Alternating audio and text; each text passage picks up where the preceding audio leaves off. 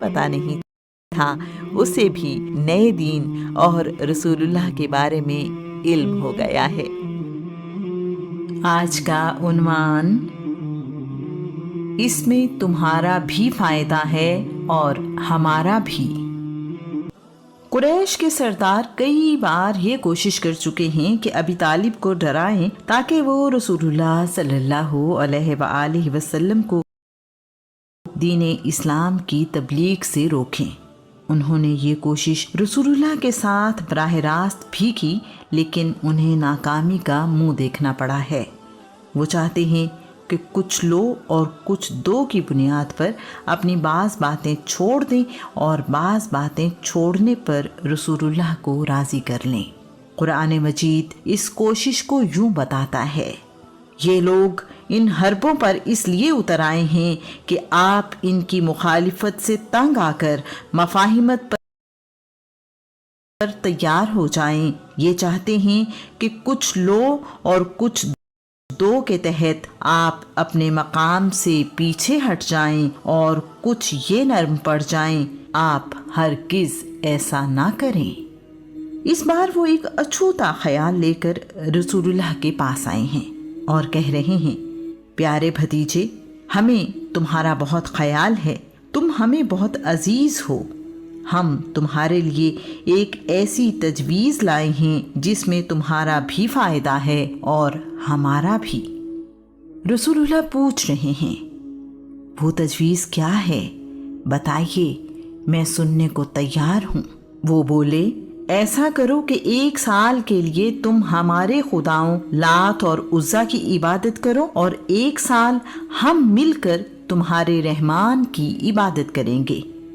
اس کا فلسفہ انہوں نے یہ بتایا ہے، ایک تو اس سے ہماری آپس کی نا اتفاقی ختم ہو جائے گی اور ہم سب پھر سے دوست بن جائیں گے، دشمنی مٹ جائے گی اور مکہ کا امن و سکون واپس آ جائے گا۔ دوسری بات یہ کہ یا تو ہم سچے دین پر ہیں یا تمہارا دین سچا ہے۔ اگر ہمارا دین سچا ہے تو لات و عزا کی عبادت کرنے سے تمہارا فائدہ ہو جائے گا اور ہم سب کامیاب ہو جائیں گے۔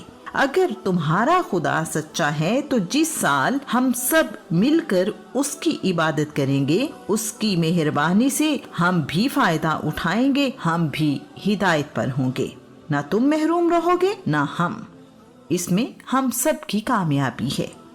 اللہ کریم نے اپنے رسول سے کہا ہے، پیارے رسول، ان سے پوچھیں، کیا تم یہ چاہتے ہو کہ میں اس کائنات کے مالک کی اطاعت چھوڑ کر دوسروں کی عبادت کروں؟ تم بڑے ہی ناسمجھ ہو جو مجھ سے ایسا مطالبہ کرتے یا توقع رکھتے ہو۔ آپ کا رب تو ہمیشہ سے ہی اپنے نبیوں اور رسولوں کے ذریعے سے یہ پیغام بھیجتا رہا ہے کہ ایک خدا کی عبادت کرو، اور آپ بھی یہی پیغام لے کر آئے ہیں۔ اور تو اور اگر آپ بھی اللہ کا شریک ٹھہرائیں گے جو کہ ناممکن ہے تو آپ کے اعمال بھی ضائع ہو جائیں گے، جو بہت ہی نقصان والا سودا ہے۔ اس لیے اپنے واحد اور لا شریک رب کی اطاعت کرتے رہیں، پہلے کی طرح آپ اپنے رب کے شکر گزار بندے ہی رہیں۔ قریشی سردار چلے گئے اور خیال کر رہے ہیں کہ محمد اس بات پر مان جائے گا، اس طرح ہمیں نئے دین سے نجات مل جائے گی۔ جبرائیل رسول اللہ کی خدمت میں حاضر ہوئے ہیں، اللہ کریم کا سلام لائے ہیں اور پیغام بھی۔ آپ کہہ دیجئے، انکار کرنے والو، جن بتوں کی تم عبادت کرتے ہو میں ان کی عبادت نہیں کرتا، اور نہ ہی تم اس اللہ کی عبادت کرتے ہو جس کی میں عبادت کرتا ہوں۔ آئندہ بھی میں ان کی عبادت نہیں کروں گا جن کی تم عبادت کرتے ہو، اور نہ ہی تم اس کی عبادت کرو گے جس کی میں عبادت کرتا ہوں۔ تمہارے لیے تمہارا دین اور میرے لیے میرا دین۔ اللہ کریم کے اس پیغام نے قریش پر ایک بار پھر واضح کر دیا ہے کہ رسول اللہ اپنے رب کے سوا کسی کی عبادت نہیں کرتے۔ اللہ کا دین لوگوں کی خواہشوں سے نہیں بنایا جاتا۔ قبیلہ بنی اسد شنوا یمن میں آباد ہے۔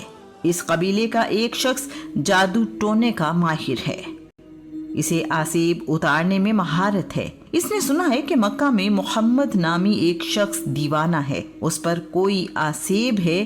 اس شخص نے سوچا ہے کیوں نہ مکہ جا کر محمد سے ملوں اور اس کا علاج کروں، ہو سکتا ہے کہ اسے میرے ہاتھوں شفا مل جائے۔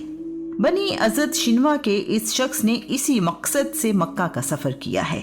رسول اللہ سے مل کر کہہ رہا ہے، میں آسیب اتارنے کا ماہر ہوں، میں بہت سے دیوانوں کا علاج کر چکا ہوں، کیا آپ کو بھی شفا کی ضرورت ہے؟ رسول اللہ اس شخص کو دیکھ کر مسکراتے ہوئے کہہ رہے ہیں، بے شک تمام تعریفیں اللہ ہی کے لیے ہیں، ہم اسی کی تعریف کرتے اور اسی سے مدد مانگتے ہیں۔ جسے اللہ کریم ہدایت دے اسے کوئی گمراہ نہیں کر سکتا، اور جسے اللہ بھٹکا دے اسے کوئی ہدایت نہیں دے سکتا۔ میں گواہی دیتا ہوں کہ اللہ کے سوا کوئی عبادت کے لائق نہیں، وہ تنہا واحد ہے اور اس کا کوئی شریک نہیں۔ میں گواہی دیتا ہوں کہ میں محمد اللہ کا رسول ہوں۔ اس شخص کو اپنے کانوں پر یقین نہیں آ رہا۔ اس نے رسول اللہ سے کہا ہے کہ یہ کلمات دوبارہ پڑھیں۔ آپ نے یہ کلمات دہرائے ہیں۔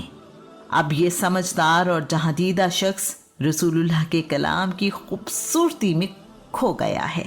ایک بار پھر رسول اللہ سے کہا ہے، مجھے یہ کلمات ایک بار پھر سنائیے۔ رسول اللہ نے تیسری دفعہ یہ کلمات دہرائے تو اس نے کہا ہے، میرا نام زماد بن سلبہ ازدی ہے، میں نے بے شمار کاہنوں، جادوگروں، شاعروں اور آسیب زدہ لوگوں کا کلام سنا ہے، میری عمر اسی کام میں گزری ہے۔ میں نے اپنی زندگی میں ایسا اعلیٰ کلام نہیں سنا جیسا آپ نے سنایا ہے۔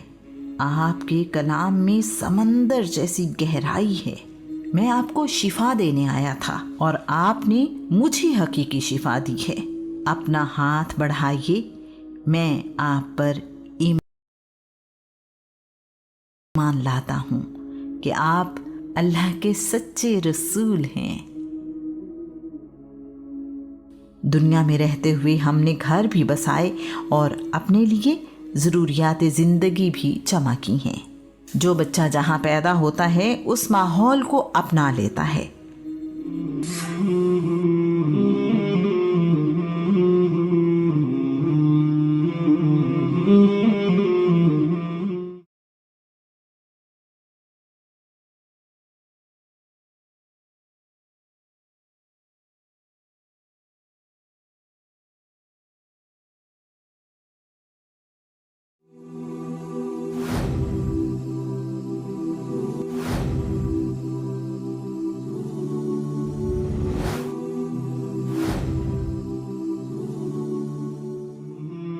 رسول اللہ کے کلام کی خوبصورتی میں کھو گیا ہے۔